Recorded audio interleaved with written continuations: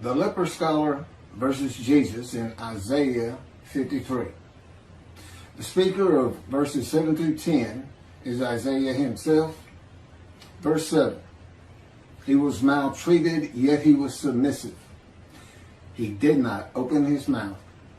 Like a sheep being led to slaughter, like an ewe, dumb before those who shear her, he did not open his mouth.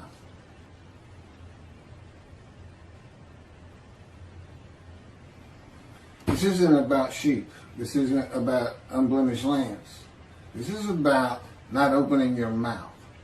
That's just, I don't know, metaphor or symbolic of the sheep being led to slaughter. This verse can be identified in the book of Ezekiel. Again, the key to understanding Isaiah 53. God maltreats him, not man. Maltreatment is a part of being chastised and punished by the words and power of God to be made suitable for his purpose. With God, you are always submissive. It is necessary to break the will of a man that is going to be the servant of God,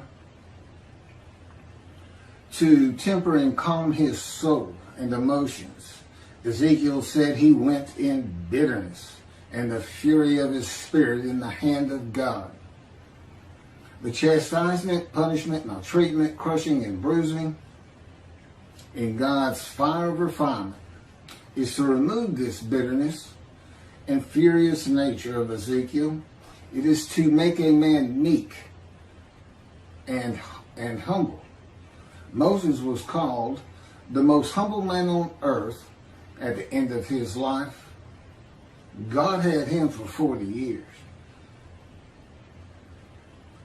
Ezekiel was sent to his house, and God bound him with the cords of his power so that he could not go out among the people. To the people, Ezekiel was silent as a lamb. He was cut off from society, cut off from the land of the living. Not unlike myself. God told me, go to your room. It's where I've lived for just about 13 years now. Well, it has been 13 years. And cut me off from everything. Had me stop practicing law. Had me terminate my law licenses. At my age, and I had been in Hawaii for 2 years before the colon cancer hit me back in 2001. And didn't have a whole lot of friends to stay away from to begin with. And not going to work at my age, those are usually where you have your friends and people you do things with. So that was gone. And my children are all married and they're all living their lives. They really don't know what's going on with me because I hadn't said much. I did right in the beginning, but just big question marks on top of their heads, so to speak. And never really said much about God talking to me. After the initial year, I guess it was, a couple of times. As I said, my daughter's in Galveston, Texas. My son is in New Mexico. And my oldest daughter is in San Antonio. That's the best of my recollection right now. We don't talk very much. They know I'm not happy or don't believe in that. I guess that's what it is, Jesus. And they're here in America. They consider themselves Christians. I wouldn't say they were Bible thumpers by any stretch of the imagination, but just saying such a thing here in America will have you ostracized real quick. And I'm sure it's something that Jews are well familiar with, the Jewish people. And to indicate that I believe Judaism is the religion of the three Abrahamic religions: Judaism, Christianity, Islam. By and large, people don't like to hear it here in America. They just don't. That's just the way things are. And I don't see it changing in a Messianic era. And if you watch this video, you know I'm very adamant about that. The man who is described and becomes God's righteous servant will be cut off from the land of the living and be silent as the lamb to all that know him, while God prepares him to be suitable for his purpose that might prosper. Just as he did with Ezekiel. Ezekiel, of course, was being made suitable to be a prophet to the exiles. And he was actually a part of the last deportation, I understand, or at least he was part of the exile. Now, Jesus talked until his last breath. In one gospel, Jesus is asked, "Are you going to remain silent?" And his response was to talk verse after verse after verse after verse after that. That was his answer to, "Are you going to be silent?" "No, I'm not. I got plenty to say." And he was never confined to a house, to a room. He was always free to move. I was kind of surprised to see, oftentimes, he and his 12 would stay at a mountain near Jerusalem. Never see that in any kind of movie or anything. He did not live in Jerusalem. He did have a house. I'll get to that. Verse 8. By oppressive judgment he was taken away. Who could describe his abode? For he was cut off from the land of the living through the sin of my people, who deserved the punishment. That would be the people of Isaiah, the Jewish people. Now this is another way of looking at an offering for guilt. The oppressive judgment is being guilty and receiving a sentence of imprisonment in your home or your room. And maltreatment, chastisement, punishment, bruising, and crushing for the sins which causes the guilt of the Jewish people until suitable for God's purpose. God he uses these verses symbolically, with the offering for guilt in this verse being shown as a guilty plea before a judge of crimes not committed by the defendant. Ezekiel chapter 3, verse 14. The Spirit seized me and carried me away. I went in bitterness in the fury of my spirit, while the hand of the Lord was strong upon me. Okay, that would be the jailer for the oppressive judgment.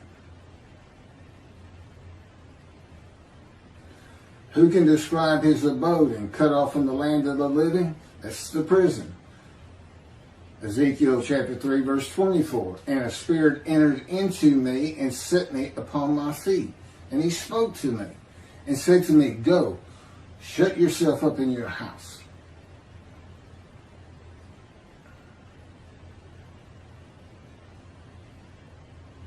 This is one of those situations. God is in his spirit. The Spirit enters into Ezekiel, and in another verse he says, "And I could hear God's words." The question becomes, who is it that says, "He spoke to me"? Well, it's a capital H, so that's God. Spirit entered into me and set me upon my feet, and God spoke to me and said to me, "Go, shut yourself up in your house." The chains that you would have in prison and put on by the jailer, I suppose. As for you, O mortal, cords have been placed upon you, and you have been bound with them, and you shall not go out among them. That's the people. And that's Ezekiel chapter 3, verse 25. The judgment against Jesus by Pilate was not guilty. I find nothing wrong with this man. But to wash his hands of the whole religious controversy, Pilate asked the multitude that had gathered. And I don't know how many that is, and I don't know if the multitude was just Jews or if it included Arabs and Gentiles, and well, Arabs are Gentiles, but it doesn't tell us. A multitude had gathered, that's all we had. He asked them what they would have him do with Jesus. Release him? No, crucify him. And the multitude said, crucify him. That was not an oppressive judgment. It was not a judgment of being taken away or cut off. No, it was a sentence of death. It is oppressive, I grant you. But it's a death sentence. This is a sentence that is onerous, difficult to bear. And you don't receive long life. This man, here he has an oppressive judgment against him. And you have all these words like wounded, bruised, crushed, chastised, punished. But he's given long life. So it's not a death sentence.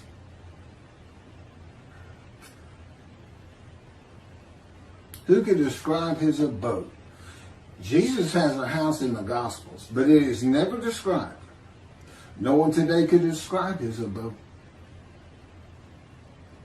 And Isaiah chapter 11 says that his abode shall be honored, the Moshiach, who is described in Isaiah 53. This is the book of Mark, the Gospel of Mark, chapter 2, verse 15, Holy Bible, King James Version, from the internet. And it came to pass that as Jesus sat at meat in his house, many publicans and sinners sat also, together with Jesus and his disciples.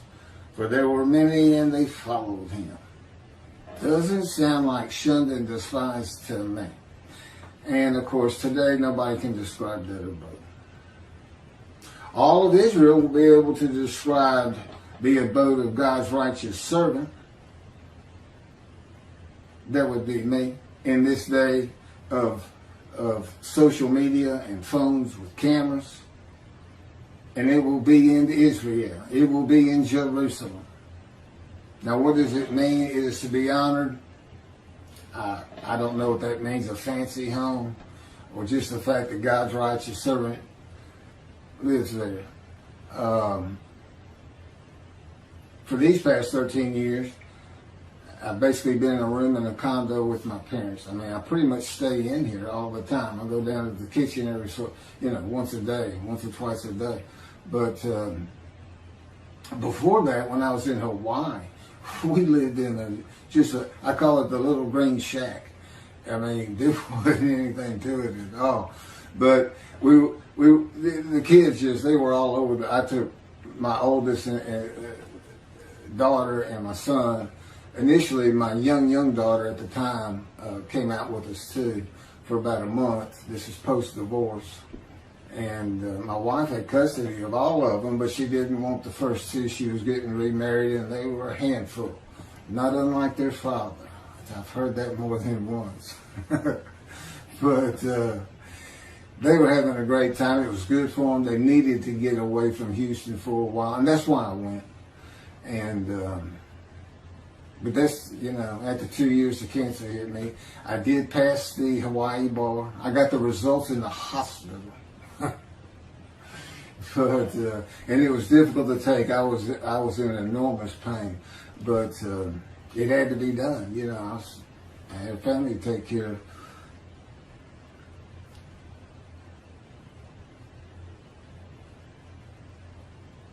Through the sin of my people who deserve the punishment. Well, Ezekiel suffers the punishment.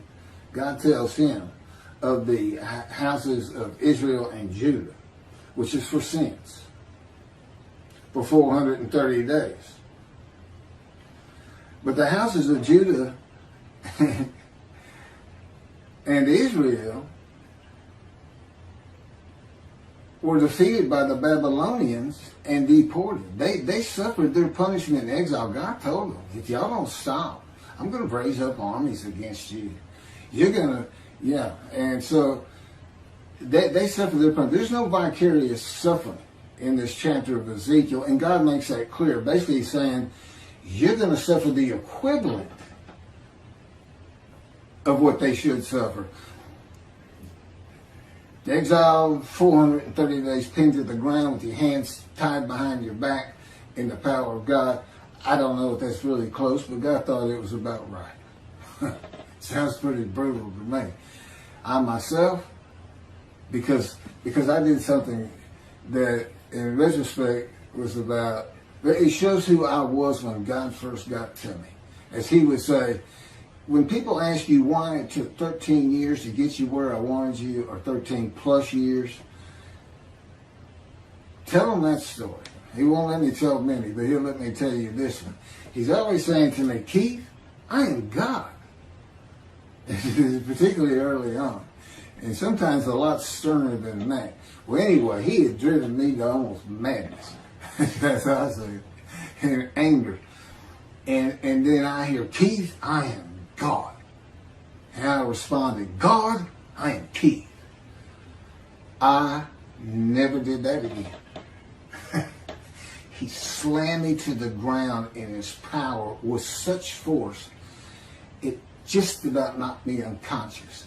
Kept me there pinned for 5 days. Now, he did take me on visions. As a matter of fact, had been going through the Holocaust, many visions of the Holocaust. And the thing about my visions, a great many of them, I'm literally in the vision. I'm part of it. And it's amazing what he can do in a vision with your emotions, your feelings, and your thoughts. But it was a rough 5 days. And but it went a long way in getting me to realize, you don't talk like that. He seems like a person. He seems like, your next door neighbor who's invisible that has come over and taken over your house. They're like gifts that show up at your door, and they come in and they tie you up in a chair in the back room. We're going to take over now. We got everything. Don't worry about a thing. Everything's going to be great. or the unwanted relatives that show up and you can't get rid of them. And they're driving you crazy sometimes. But that's just the brutality of going through the fire of refinement. But at the end,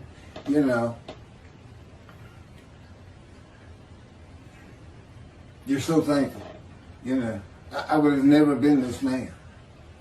I could never do the things he's having me do. I watch these videos before I post them, and I'm just like, I could never do that. I was pretty glib, but not like he has me be. And laughing and smiling, it's just like a different creature sitting there. It's me.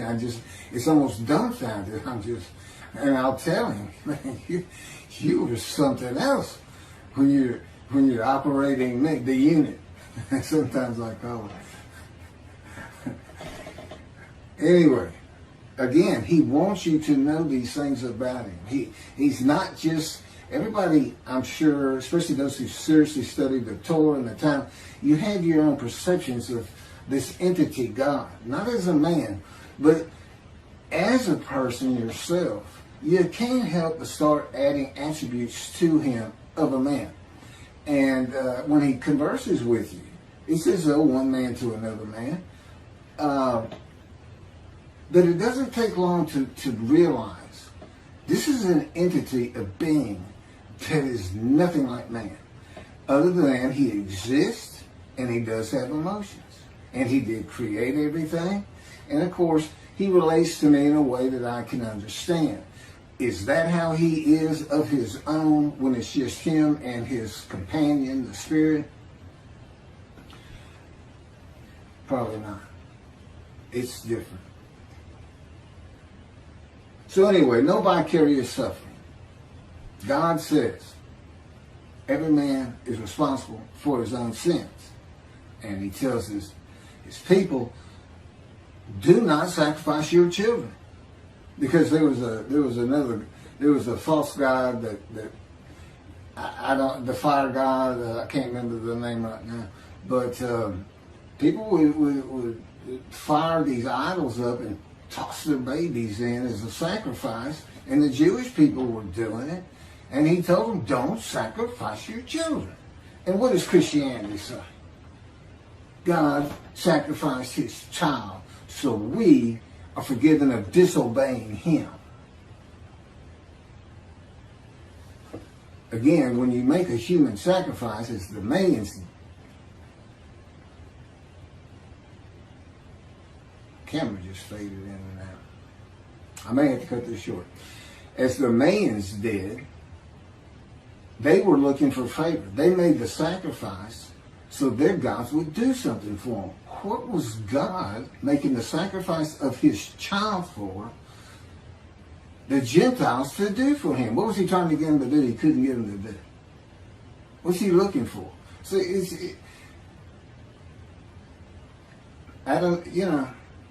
and they say the Hebrew Bible, the Bible he gave his children, is prophetic of this human sacrifice. And again, Jesus says, God no longer wants bulls and goats for sin. As I told you, he did away with the system through his prophets. Isaiah chapter 1, Amos, in the Psalms. He said, no more. No more. Don't offer them to me. Stop sinning or I'm going to punish you. And that's what he did. But he didn't ever leave them. He married them. He espoused them.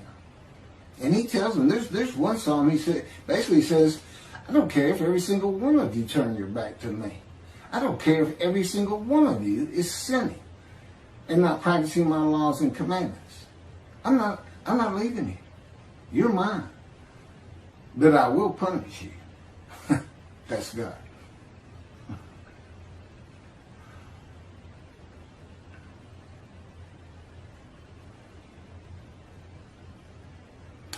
Verse 9. And his grave was set among the wicked, and with the rich in his death. Now, Jesus was a poor man. He didn't have anything, although he did have a house. I don't have a house.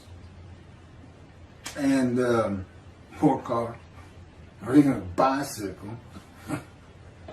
I didn't have me get rid of my bicycle. I had walked for 13 years, like I'm in the Exodus.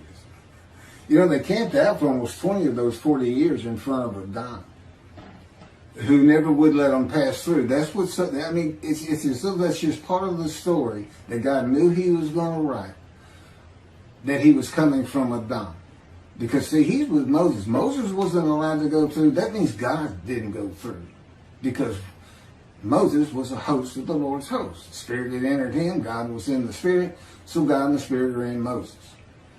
Doing what they did with me. Controlling everything. You're still yourself.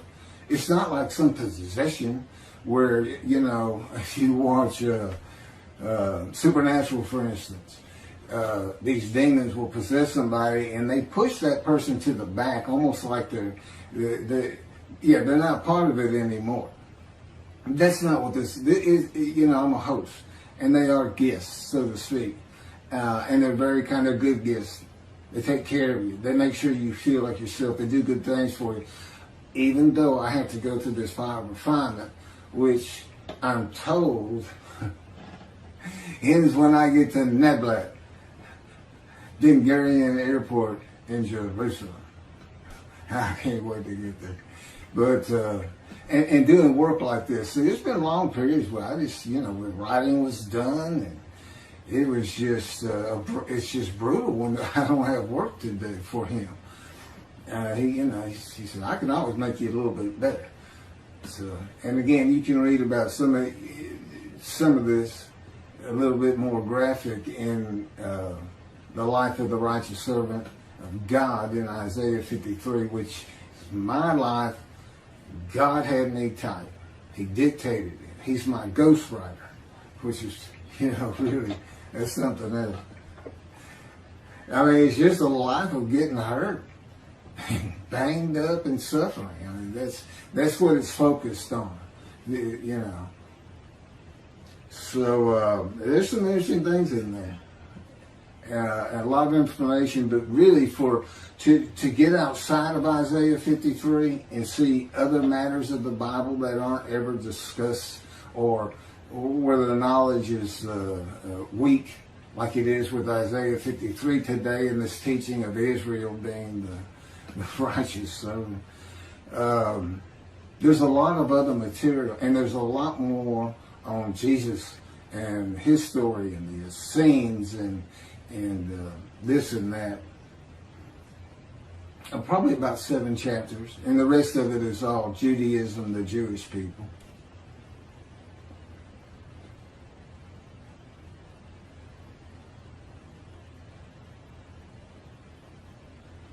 So anyway, this verse, and then Jesus is said to, after he was entombed, after the crucifixion, they took him, a rich man donated his grave. That's the story written around what happened. And so they say he fits this verse. You know, but the fact is, he's still poor. He just got buried. But you know, I think it just means because of things like being raised to great heights, a home to be honored, you know, a really nice home, and this man receives as his portion the many, that would be the many he makes righteous, and as his spoil, that would be the multitude. And presumably, you know, if I'm leading those kind of people in these teachings, and that's where, you know, God says, I'm going to dismiss the rabbis and appoint David as a ruler amongst the flock. Well, this will be what I do, is the things that he would have me do, of course, as his servant, but also the matters of the book. This teaching of a different end times, the mysteries of heaven. There's nothing I don't know for the most part, or as far as what can be related to other human beings and understandable.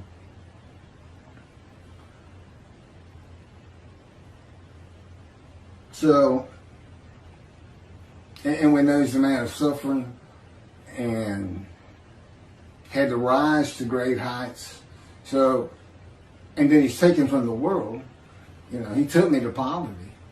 So, to me, I read that, and, you know, I was a poor person, but I'm going to end up rich. Verse 10.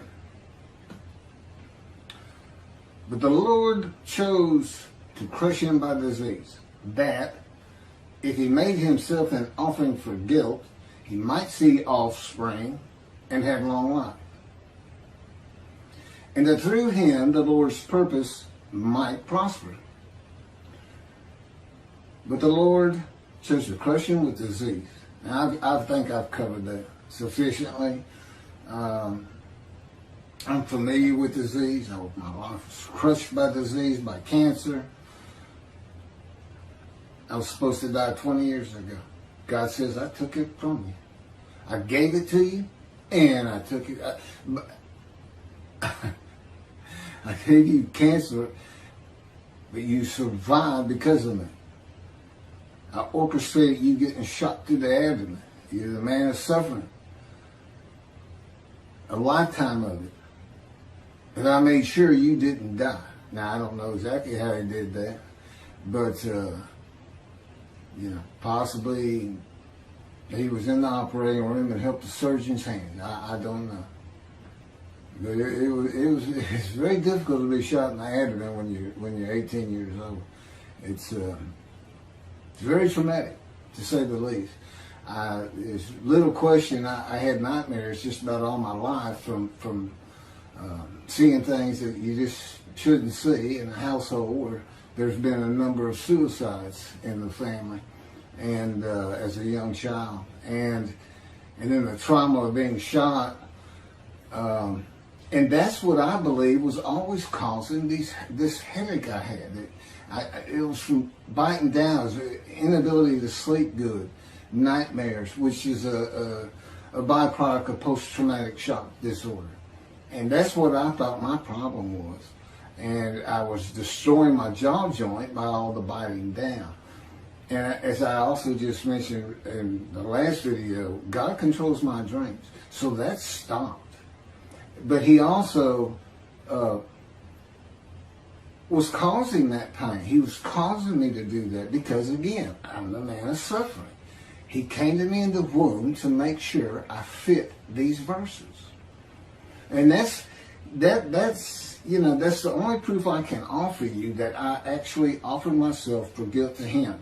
Guilt that was just a test, which I'm about to get to one more time. I'll run through it because that's novel, that's new, but it all fits. That's the thing about all these teachings in Isaiah 53 in the day of the Lord and in my book. I mean, once he speaks to me, I mean, the first 6 or 7 chapters are just brief histories of accidents I went through and of my life and just kind of a chronology. I went to school, how that happened, always getting in trouble, leaving home, the works. And, failing 9th grade, barely getting into college. I had to go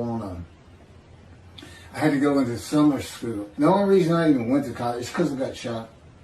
It changed, and God says, well, I knew how it was going to change you. And it did. I finally realized, you can't just fool around in this life.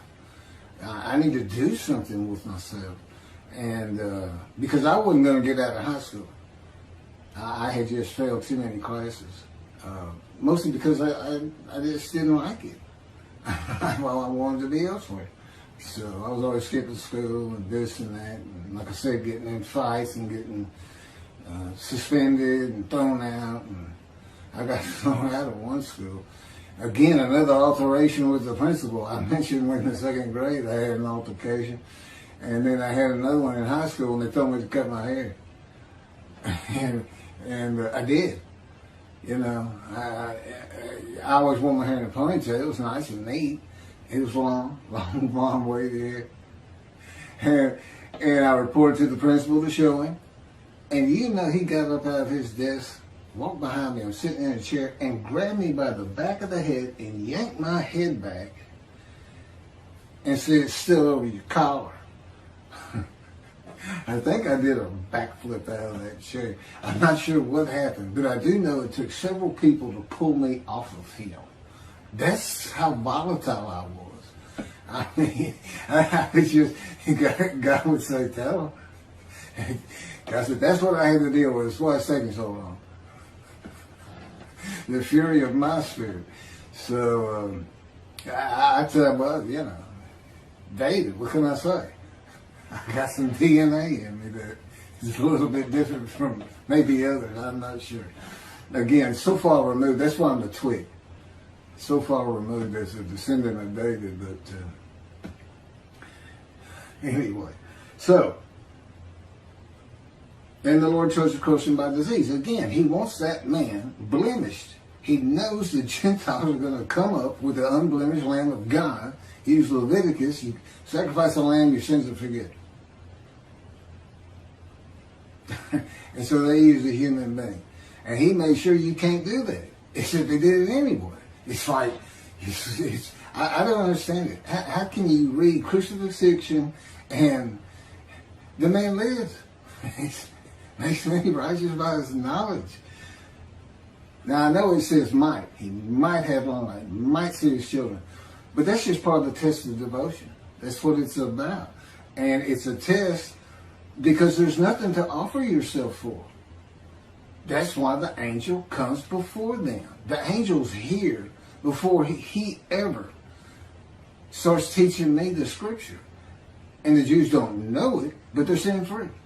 I have to announce it. My books announce it, by the way. It's another reason I'm probably having trouble getting it published. It's just too much for the publishers or whoever's reviewing the books. They make it to a review, and they say, "Well, it's really not our thing." That's where it comes out to me. It is not our thing. And I'm like, well, I know, but you need to know that your thing needs an adjustment. And you need your people that you're supposed to need to see this. But to know that, I don't worry about it though. Because again, this is God's day. It's his problem. I mean, I already know. He knows it's going to get done. So I don't have to worry about it. It's his day. It's his people. It's his temple. He's the one who wants to be back in Jerusalem. His people are back. Great. Great. I want to be part of it. But I'm not going to worry about it because I know you're going to do it. You got it. You can say might prosper all you want. I'm going to go with it's going to happen. Somehow, some way. And I also know that my long life is going to be real long because I can tell it's going to take a long time to get all this done. So that's a good thing too. Oh no. And he's promised me, and he knows this is what I want more than anything in the world. An Indian Scout 60 bobber blackened motorcycle. I had a Harley once, and it was my first motorcycle, and I just love riding it. I just love riding it. And he's dangling that in front of me, and of course I've been in poverty for 13 years now, and I don't think about the abode, having money to buy a soda or anything. It's just I can really get a motorcycle. You gonna let me ride a motorcycle as the Moshiach? Isn't that kind of I don't know. But anyway, I will have one in Jerusalem, and I'll get there somehow. So anyway, here's what an offering for guilt is. Tobias Singer, in his Midrash on 53, says that phrase, he offers himself for guilt, means literally guilt offering. Let's go to Leviticus. And he finds that the 6 million that God, he comes up with, God sacrificed the 6 million Jews murdered in the Holocaust. Now, none of it works. I'm not even going to try and get into it. He's a brilliant man. He's got knowledge from sea to sea. You know, he's like an encyclopedia on the Bible. But boy, the reasoning capabilities on that particular verse right here, verse 10, just left him, in my opinion. Because Israel's a man, they have to gather as one. See, it all started with the first covenant. All the Israelites gathered into a man, as the man Israel. They agreed to the covenant, saying, we will abide by all of your laws and commandments Moses gives us, which it turns out includes an oral tradition. If you will be our God, and we will be your people. When did they ever regather anywhere? Crushed with disease, or brought to grief with illness in the New Testament, and then have long life and make the many righteous. It just can't happen. It doesn't happen. And this verse is written because not only is the man blemished, because God knew what the Gentiles were going to do, he knew what Judaism was going to have. And a guilt offering in Leviticus is an unblemished ram. None of these people were unblemished, number one. Number two, who offered them? Did Hitler offer them? He didn't get long life and make the many righteous. Those people didn't get long life and make the many righteous. I don't know what he's thinking. I really don't. But I know he's a good man. And he practices Judaism to the T, I'm sure, as an Orthodox Jew. But, you know, really, and of course, as with all rabbis, he's dismissed. He's no longer in right standing with God, but he's got a long way to come back because he's going to have to straighten that out. He needs to get hold of these books, and I do want to relate to him. That's why I'm saying, well, that's why God's had me say to it, I want it. Doesn't matter to me either way. I just do what I'm told. I say what I'm told to say. I'm commanded to do it. You don't say no to God. And that's another thing about being crushed with cancer. God can come to you, like I said, he just sees Ezekiel, but you're not going to say no to him. If he says, I want you to be my righteous servant and dedicate your life to what I tell you to do. And that includes when you go to sleep, when you wake up. That includes what you eat. That includes when you eat. That includes when I have you exercise. I control everything. You no longer have self-will. You say yes. You go ahead, yeah. Okay. You know, it's an automatic. So that's what it was for. In verse 10 is to prevent anybody from saying, from the Jewish side, that this could be a man. It can't be a man. Especially cannot be an unblemished lamb, a perfect man. See, I am this man, and I am the polar opposite of Jesus Christ. You can't put us in the same sentence without having the sentence blow up. You can't do it. But I am who fits it. Not a perfect, handsome, beautiful, charming, pleasing, intelligent, sinless. So he says. I don't know. False prophecy, I'm going to come back. He doesn't do it. Is that sin? Is that lying? Is it deceit? But this whole Zechariah thing, I'm gonna ride into Jerusalem on an ass as all of the prophets say of me, I shall be mocked, spit on, scourged, killed, and rise on the third day. And yet the prophecy says the man will ride an ass into Jerusalem, and the next verse is, it's summed up, defeat Rome. In his time, today it would be throw the Palestinians out of Israel, get them out of there, make them go to Jordan. Tell them that's it. We're not having them. You're not going to keep launching bombs at us. You're not going to live inside our land. This is God's land. You can't come in here and possess it. You can't adversely possess it. To God, you're the trespassers. That's what he would call you. That's what he does call you. I don't want those trespassers in my land. I want my temple on the Temple Mount. He said, I don't care about their mosque. I ain't care about our synagogues as though I got to have an excuse, and I don't. I get the feeling. If we weren't in the modern era with satellites and television and social media, that he'd just say, drive them into the sea. And their families, just like the promised land with the Israelites. Drive them into the sea. Get them home. Take their women and children. Take their stuff. And take their animals, drive them into the sea. Just be done with them. See, he's not a human being. He is a being that has a whole different agenda and idea about everything. And of course, I live learning his perspective on things. And I get it. It takes a while, but you do get it. He just has a different way of thinking. So, but of course, I love it. It's great. So anyway, let me get back to where I was and finish up.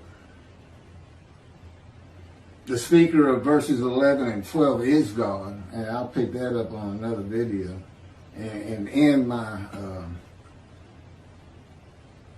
basically my video midrash on Isaiah 53.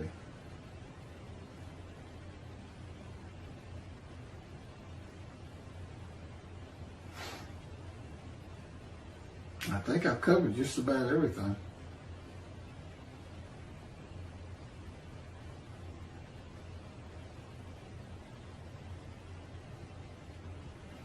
So anyway, here's passing the test of devotion. Is when I really started learning about a host and a man of divine beings. I didn't understand he hadn't even taught it to me. I don't think I really got it until we were actually writing the book, putting chapters together and adding new material. But, it's one God of Israel, one angel of his presence, and one man, Moshiach, the anointed one. In this case, me. At one time, it was, any of the prophets that wrote for him, Moses. And there's some stories. God left little hints in the Torah that the scholars of the Torah in the Talmud will be surprised, and not a lot, just a little bit, to back up some of the things I say. Things that had to do with the bright white face he had when he came back down the mountain the second time, what that was about. And his attendant, Joshua. And that's the name that Moses gave him. That's not his original name. And it wasn't his name at the time that he was following Moses up the mountain and living in his tent with Moses. And then after the bright white face that he had to cover up, the attendant disappeared. He's just like, Moses come down the mountain and he's not waiting on him. And he's not in the tent. Then he would stay in the tent when Moses left. You know who he represents? The angel of the Lord, the Spirit of the Holy God. And that's the symbolic, you are now a sinless person. Then that would be me. I can't sin. I don't even have self-will. I can't even, God controls me now. And, it's just fine. I'm old. I don't want to do any sins. I've had my wild days. I told God said, we got to this part, verse 12, he's a sinner. I said, I never really thought myself that much of a sinner. I was good to other people, and I tried to do the right thing. Didn't really know anything about 10 Commandments or anything else.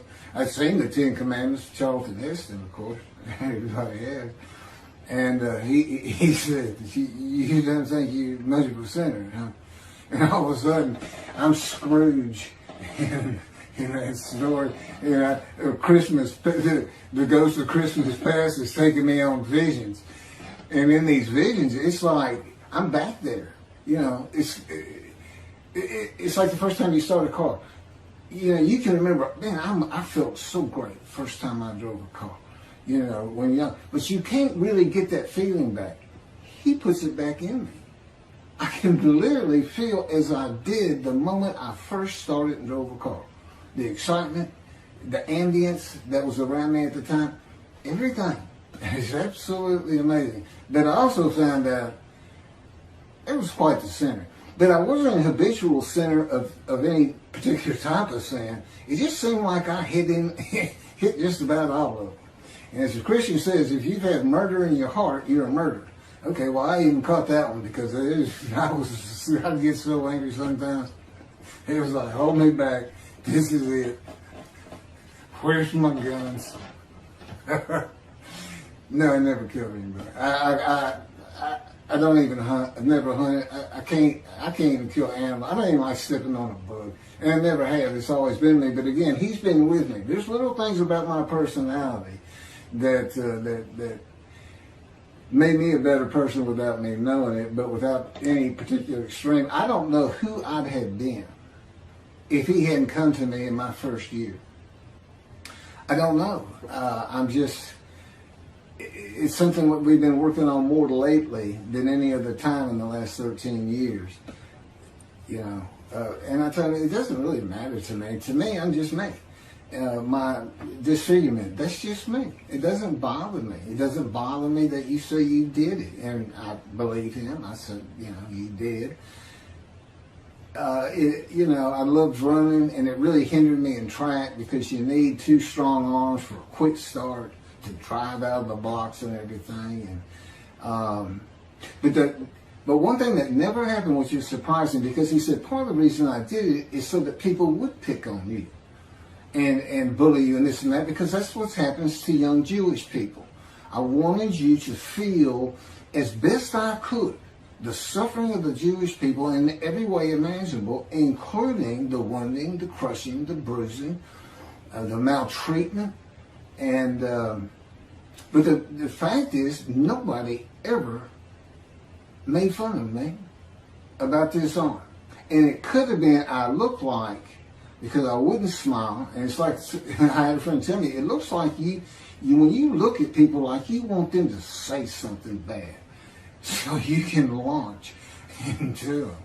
And maybe that's why. But anyway, he's changed. I'm not that person. Not that person. It did take him 13 years, which I think is a little ridiculous. Personally, I always say, look, more power, less suffer. What's wrong with that? He said, Keith, I am God. I decide these things. I decide how long it takes. I know what you need. I know where you have to be. And I say, you're not where I want you. And I just say 13 years is all I got to say. All of a sudden, I feel my foot getting crushed with the invisible hand. One of his favorite ways to wake me up sometimes. Two invisible hands just grabbing your feet in your deep sleep. And, I come up and I utter his favorite phrase for me. What is wrong with you? He makes him laugh. He said, nothing wrong with me. I'm God. Morning, God. And the day begins. It's not always like that. I think I'm done. I mean, I have a lot of things written, but I've covered them through all these videos, one way or another.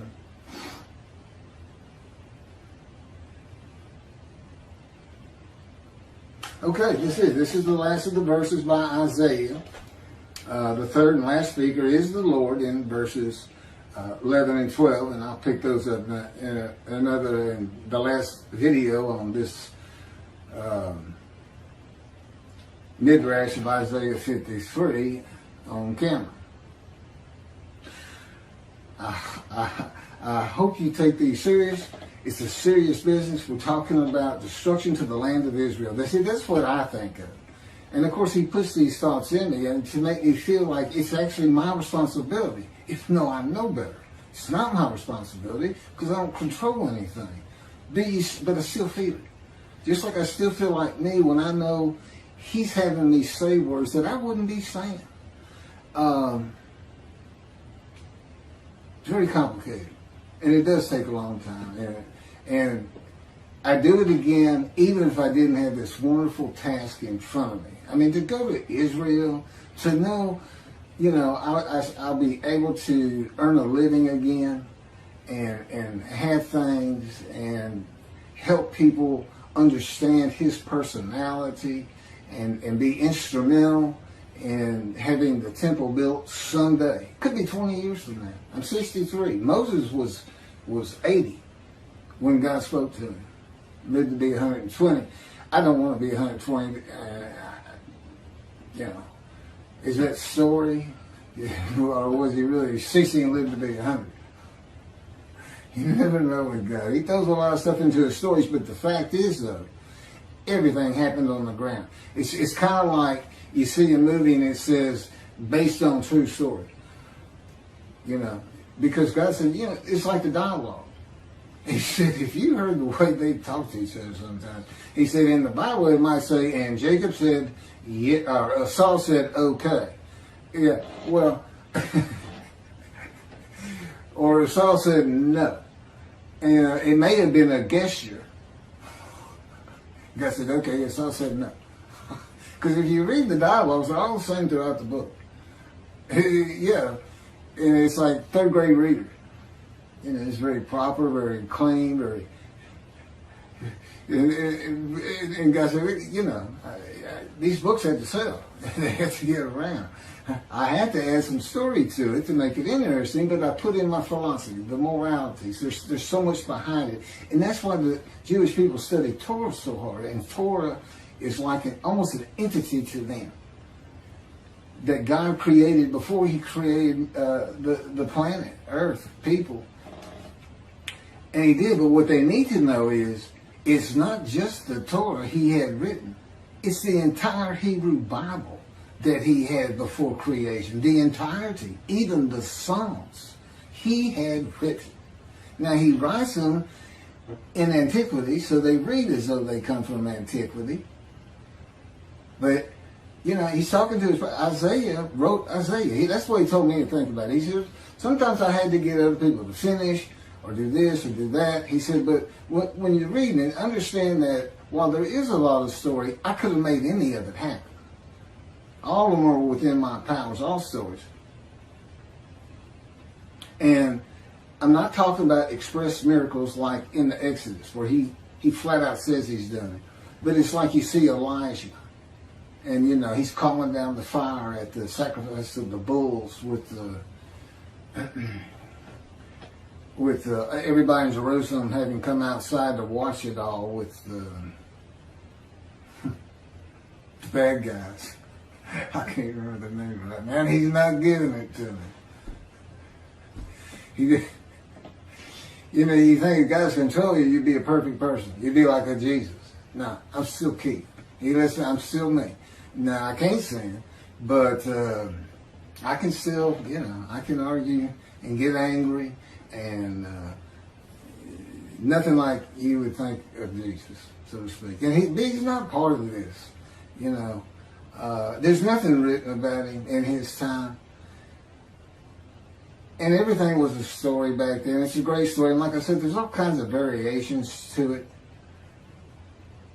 And the fact is, I don't believe he ever existed. And I have it on good authority, he didn't. I'm the Moshiach, and I bring God's wrath. And I bring his reckoning. We'll finish up with what God has to say on 11 and 12, another video. I can't believe he just had me say that. That's from God himself. The Lord said, and what I just said, yeah, that's how it works. You just do it. Thank you, y'all.